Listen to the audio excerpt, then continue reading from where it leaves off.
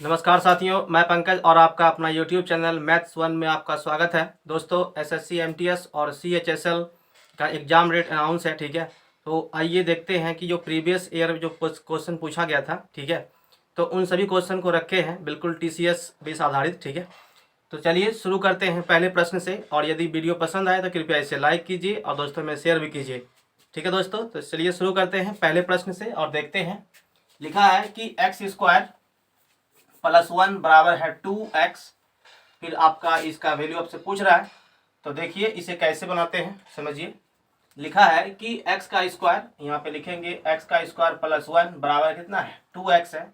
तो हमें यहाँ से चाहिए किसका वैल्यू, x का वैल्यू, ताकि आप यहाँ x का मान पुट कर सकें, है ना। तो क्या करना होगा, इसमें दोनों ओर जो है ना आप x से भाग लगा दीजिए, ठीक है। मतलब अगर x से अगर आप भाग दीजिएगा तो क्या बचेगा बताइए, ये बचेगा x plus one by x बराबर कितना होगा 2 होगा। हम किए क्या, देखिए देखिए x का स्क्वायर प्लस वन बटे 2, मतलब सॉरी x से भाग दिए हैं। तो यहाँ पे ये x एगो कट गया, यहाँ क्या बचा x plus one by x, और ये कट गया, कितना बचा 2, ठीक है। अब आप देखिए, अब जानते हैं कि ये x है और इसका उल्टा मतलब वन बाय एक्स का मान कितना है 2 है। यदि हम x का मान 1 पुट करते हैं तो ये कितना हो गया, एक और एक 2 बनेगा, ठीक है। तो इससे यह सिद्ध है कि ये 1 और प्लस यहाँ 1 बाय 1 बराबर कितना हो गया 2 हो गया। अब आप समझिए, इसका वैल्यू रखिए। तो x बराबर कितना है 4 है, मतलब कि 1 प्लस कितना हो गया, यहाँ पे भी आपका 1 बटे लिखिए, इसमें कितना है ये 1 माइनस कितना हो गया 3, और ये हो गया प्लस में 1। अब क्या करेंगे, ये आपका आ गया 2 बटे इसको इसको जोड़िए, कितना बचेगा, इसको जोड़ेंगे 2 आएगा, 2 में से गया यानी कि 3, कितना बचेगा -1, यानी कि इसका आंसर कितना हो गया -2। यही आपका आंसर है, ठीक है दोस्तों, यानी कि ऑप्शन नंबर डी। समझ गए होंगे। अब आप देखिए सवाल नंबर 2 को, इसे कैसे बनाते हैं, बिल्कुल ध्यान से समझिए इसको भी। इसमें लिखा है कि देखिए 3x plus one by three, ठीक है। लिखा है 3x plus one by 3x बराबर लिखा हुआ है 2, ठीक है। अब आपसे इनका वैल्यू पूछा है, मतलब अंडर रूट 3 है, फिर उसके बाद इंटू वन बाय एक्स का स्क्वायर है, फिर वन बाय एक्स का स्क्वायर, यानी कि ये लिखा है प्लस यहाँ पे देखिए 4 भी है ना। तो इसका वैल्यू बताने के लिए हमें क्या करना होगा, सबसे पहले आप देखिए कि यहाँ से हम जान रहे हैं कि जिस संख्या, अगर मान के चलिए ये x plus one by x, just इसका उल्टा का वैल्यू कितना होता है। अगर यहाँ पे हम एक पुट करते हैं, यहाँ भी एक पुट करते हैं, तो इसका मान मिले कितना बनता है 2 बन जाता है। लेकिन यहाँ तो वैसा नहीं है। अब क्या करेंगे, देखिए हमें इसको देखना है कि 1 बाय एक्स कैसे आ जाए। तो देखिए लिखेंगे कि 3x बराबर हम 1 मान सकते हैं। तो 3 बराबर कितना होगा 1 बाय एक्स होगा, मतलब कि 1 बाय एक्स का वैल्यू कितना आया 3 आया, ठीक है। 1 बाय एक्स का वैल्यू हम 3 यहाँ पे रखे हैं, है ना। अब आप देखिए यहाँ से जैसे कि आपको पुट करना होगा कि हम कहें कि 3x का मान हम 1 रखे हैं, तो यहाँ पे 1 आ गया प्लस 1 बाय 1 बटे 1, यानी कि 1 और 1 कितना हो गया 2 आ गया। तो अब यहाँ पे हम क्या करेंगे, इसका पहले हम मान निकालेंगे। इसमें कह ये रहा है कि आप लिखिए 3 गुना 1 बाय एक्स का मान कितना निकालें, यहाँ पे 3 है का स्क्वायर है, तो यानी कि 9। फिर देखिए यहाँ भी कितना होगा प्लस में 9, फिर यहाँ भी कितना होगा प्लस में 9, प्लस कितना है 4 है। समझ गए यहाँ तक। अब आप देखिए ये कितना आ गया 27, ये आपका हो गया 18, और 4 हो गया आपका 22, मतलब इसको आप जोड़िए तो कितना होगा 9, 4, यानी कि इससे बाहर 49 का वर्गमूल 7। यही आपका आंसर है, ऑप्शन नंबर बी। तो मेन खेला यहाँ पे था दोस्तों, ठीक है, कि हम वहाँ पे x का मान क्या पुट करें और कैसे इस वैल्यू को पता करें, ठीक है। ये ट्रिक से बना है। अब आप देखिए सवाल नंबर 3, हम एक ही जैसा सवाल रखे हैं ताकि आपको ये इस फॉर्मेट का सवाल समझ में आ जाए। अब आप देखिए क्वेश्चन नंबर 3 को, इसे कैसे बनाते हैं।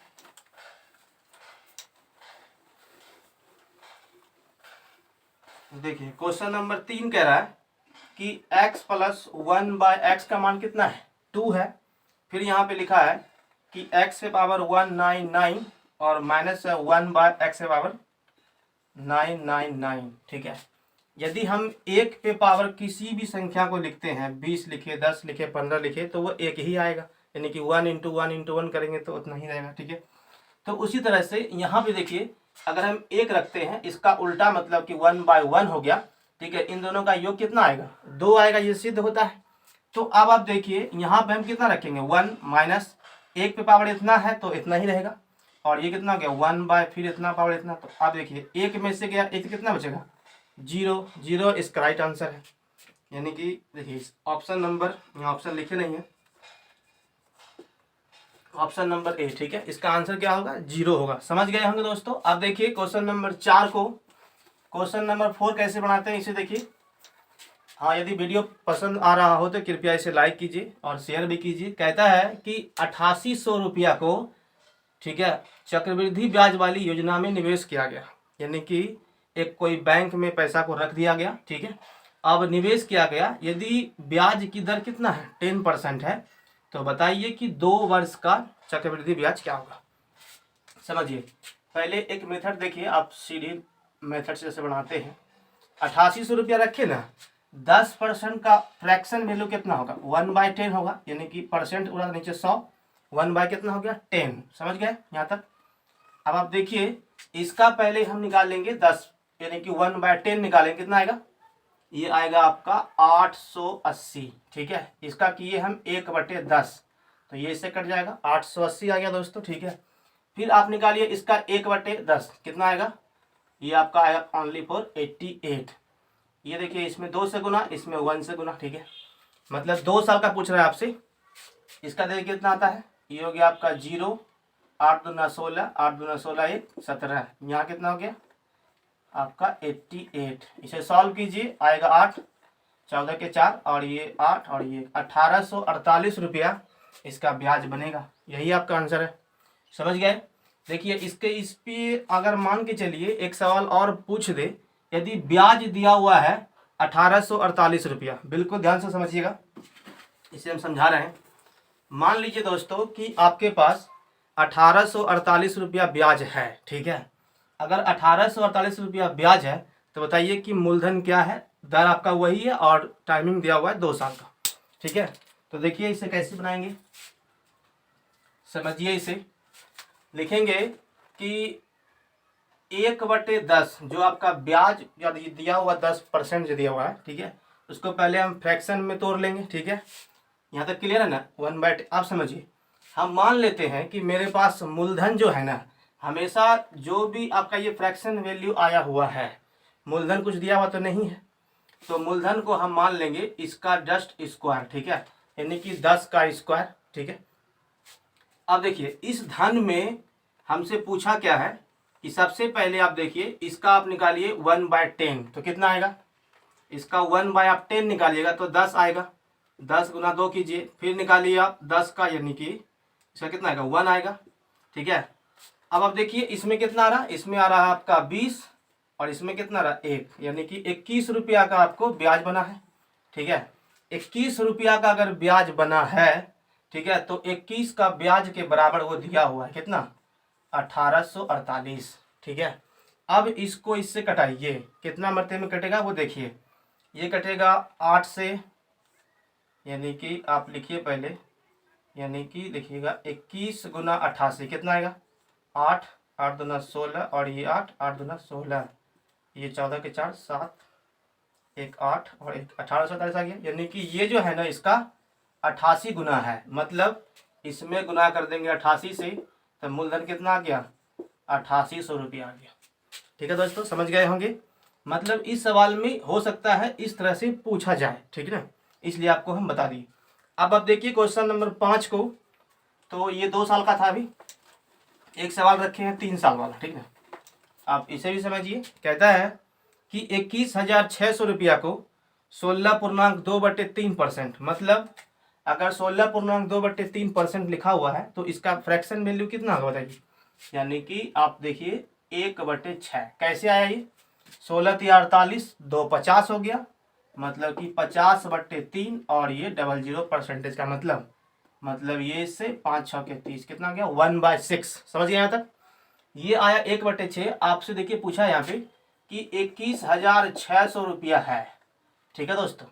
लेकिन यहाँ पे ब्याज आपसे पूछा है CI का 3 साल में, तो ये कितना होगा? तो देखिए इसका पहले आप निकालिए 1/6 कितना आएगा? ये होगा 3600। इसका 1/6 निकालिएगा तो इतना आएगा। फिर आप देखिए इसका भी निकालिए आप 1/6 कितना आएगा? 600 आएगा। फिर इसका निकालिए आप 1/6 कितना आएगा? ये 1/6 यानी कि 100। इसमें गुना कीजिए 3 से, इसमें 3 से, इसमें 1 से, ठीक है। ये 1 साल, 2 साल, 3 साल। आप देखिए जो यहाँ बचता है ना वो आता है आपका CI SI का अंतर आता है, ठीक है। ये कितना आ गया? 6 तिया 18 यानी कि 36 तिया 108 और डबल जीरो। उसके बाद ये आपका हो गया 1800 और ये हो गया आपका 100। ये हो गया 0 0 8 8 16 1 17 बकिया 1 1 1 2 1 12,700 रुपया इसका ब्याज बना, ठीक है। समझ गए होंगे दोस्तों। अब देखिए इसी में सवाल पूछता कि 12,700 रुपया का ब्याज आता है, ठीक है। तो बताइए कि मूलधन कितना है। तो जैसे अभी सवाल बताएं पीछे वाला, जस्ट लाइक वैसे बना देंगे, ठीक है। मतलब मूलधन को आपको ऐसा अंक मानना है जो इसमें तो 3 साल वाला है, तो इसमें आप क्यूब कर लीजिएगा इस तरह से, यानी कि 6 है ना, 6 का क्यूब यानी कि 216 रुपया हम मान लेंगे, ठीक है। 216 को मानेंगे, फिर इसका निकाल लेंगे 3 साल में जैसे निकालते हैं, ठीक है। निकालने का फिर सॉल्व कीजिएगा, आंसर आ जाएगा। अब देखिए एक सवाल अभी दिया हुआ है 6 नंबर, इसको देखिए और क्लियर हो जाएगा। तो CI SI का अब जो इसके बाद जो वीडियो आएगा उसमें मतलब कि 2.5 गुना पूछता है ना, और 3 पूछता है, ठीक है। इस तरह इसका सवाल जो है ना अगले वीडियो में आएगा। अब आप देखिए क्वेश्चन नंबर 6 को, यदि कोई धन 5% वार्षिक दर से 2 वर्ष का CI SI का अंतर कितना है? 40 रुपया है। तो बताइए मूलधन क्या है। इसको हम वैसे ही बनाएंगे। देखिए यहाँ पे लिखा हुआ है कि 5% अगर आपका लिखा हुआ है रेट, ठीक है। तो 5% रेट का मतलब क्या हुआ? रहिए इसको हम लिखेंगे फ्रैक्शन में, कैसे बोलेंगे? 1/20 पंचे 100 होता है, यानी कि इसको उड़ाए यहाँ से, कितना आ गया? 5 से 20 मिनट। अब आप देखिए 1/20। अब आपको यहाँ से करना क्या है कि 2 वर्ष का पूछा है, तो 5 वर्ष का CI SI का अंतर जो है ना वो कितना है? 40 रुपया का। समझिए यहाँ पे आप मूलधन कुछ मान लीजिए, ठीक है। मूलधन क्या मानेंगे हम? यहाँ से मूलधन मान लेते हैं 400 रुपया, ठीक है। इस नीचे वाला अंक जो है ना इसका आप हमेशा स्क्वायर मानिएगा, ठीक है।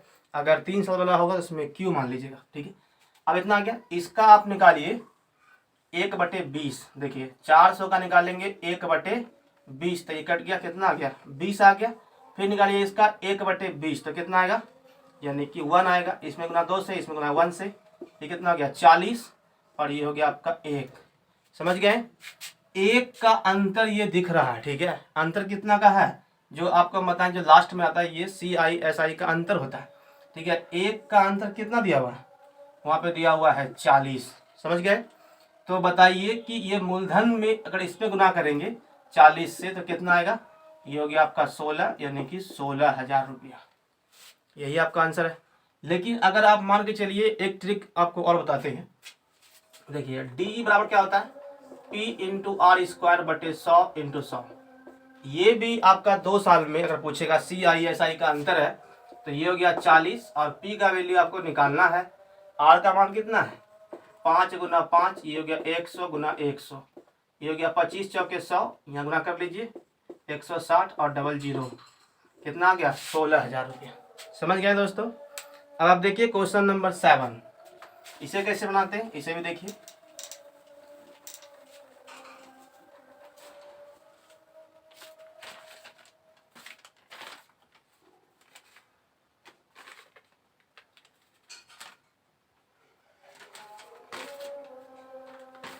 देखिए क्वेश्चन नंबर 7 है। इसमें कह रहा है कि वर्णिका किसी काम को 20 दिन में कर सकती है, खुशी उससे 25% अधिक दक्ष है, खुशी उस काम को कितना दिन में कर पाएंगी? ठीक है, आपसे पूछा है कि वर्णिका है और एक खुशी है, ठीक है। खुशी का जो क्षमता है ना इससे कितना है? इससे आपका 25% ज़्यादा है, मतलब कि अगर ये काम कर रहा है 100 तो ये हो गया 125। अब आप देखिए लिखा हुआ है कि खुशी इस काम को कितने दिन में कर पाएगी यदि वर्णिका इस काम को 20 दिन में कर सकता है, मतलब कर सकती है। तो देखिए यहाँ करना क्या है, ये तो आपका क्षमता है ना, यानी कि 25 से काटिए 4 मरते में, 25 से काटिए 25 25 आवास कट गया। अब आप देखिए अगर हम लिखे कि वर्णिका एक काम कर रही है 20 दिन में, 4 की क्षमता से ये कितना काम कर पाई होंगी, 4 गुना 20 यानी कि 80। इसी काम को करने के लिए आपको बताना पड़ेगा खुशी को, तो यह कितना दिन में कर पाएगी, इसको इससे भाग, यानी कि 16 पंचे 80, 16 इसका राइट आंसर है। समझ गए दोस्तों। अब आप देखिए क्वेश्चन नंबर 8 को।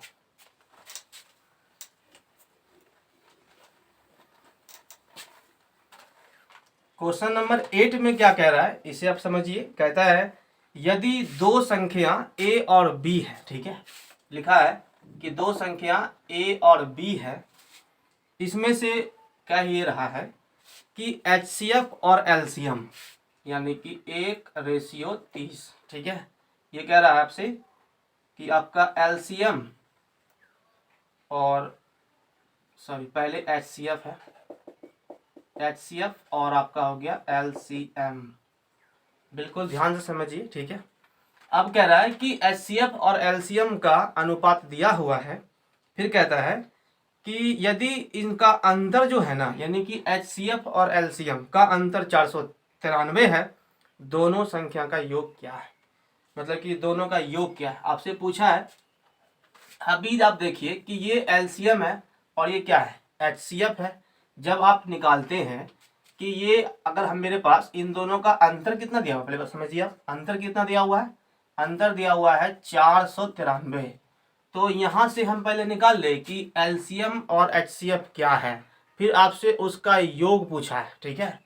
तो देखिए ये आपका हो गया 29 का मान दिया हुआ 493, इसे सॉल्व कीजिए तो ये कटेगा आपका 29 सतह, ठीक है, 9 63 14 और ये कटेगा पहले 29 एकम 29 और ये 103 और फिर 7 से कटाइए तो 7 9 63 और उसके बाद 7 दूना 14, इस 963 भाग गया 3 नहीं, देखिए इसको पहले आप भाग लगाइए, 493 है ना, तो 29 से गया एक मरते में, ये गया 0, ये 2, अच्छा यहाँ 2 आ रहा था, देखिए अब ये कटेगा 7 से, ठीक है, 17 कितना आ गया दोस्तों, 17 आ गया। यदि आप 17 इसको काट के मतलब कि आया है एक अनुपात का वैल्यू, तो HCF कितना है, HCF 17 है, LCM कितना है